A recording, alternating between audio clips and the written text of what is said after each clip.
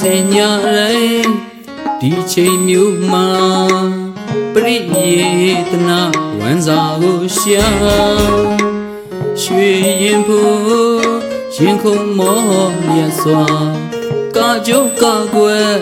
စုံလင်စွာရွှေမင်းနာရဲ့ဘဝဟာဓမ္မတာပါ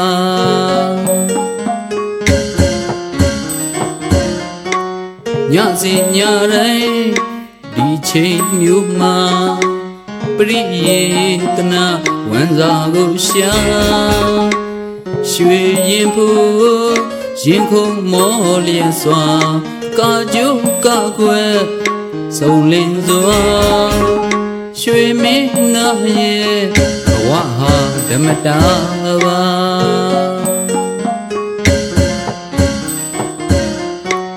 မမျော်လင့်တော့ညတန်ကောင်းရဲ့ပြိတ္တဩဘာတဲ့စူးစူးညံ့ညံ့မင်းသားလေးရဲ့ကနေဟန်ဝန်တာမစိုးရွှေမင်းသားကာကြိုးလေးဟာမကြာလေးပါတကောင်ရဲ့မူငါတဲ့ရွာကာကြီးရဲ့နဲ့မကနိုင်ပါတကောင်ရဲ့မူငါတဲ့ရွာကာကြီးရဲ့နဲ့မကနိုင်ပါတကောင်ရဲ့မူငါတဲ့ရွာရွာပါစေတခါရွာချင်းနဲ့ရွာချင်းနဲ့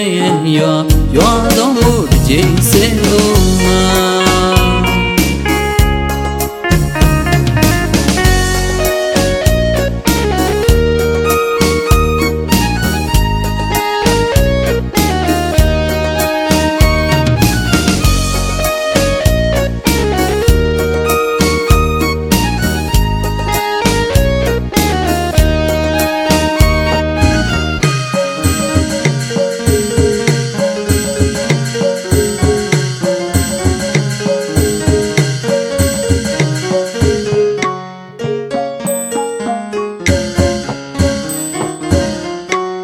ညစဉ်ညတိုင်း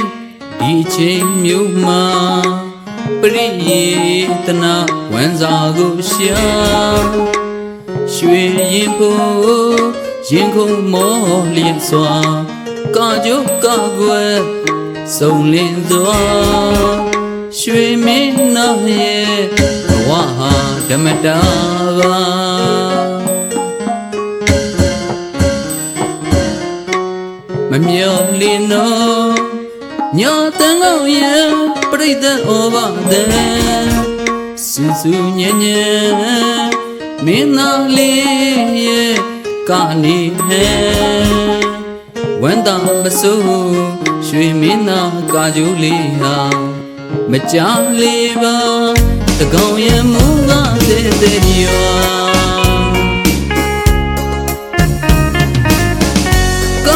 ရဲ့နဲ့မကနိုင်ပါတကောင်ရဲ့မူကတဲ့ရွာကာကြီးရဲ့နဲ့မကနိုင်ပါတကောင်ရဲ့မူကတဲ့ရွာရွာပါစေတခါရွာချင်းနဲ့ရွာချင်းနဲ့ရွာတော်မူတစ်ချိန်စဲဦးမှာ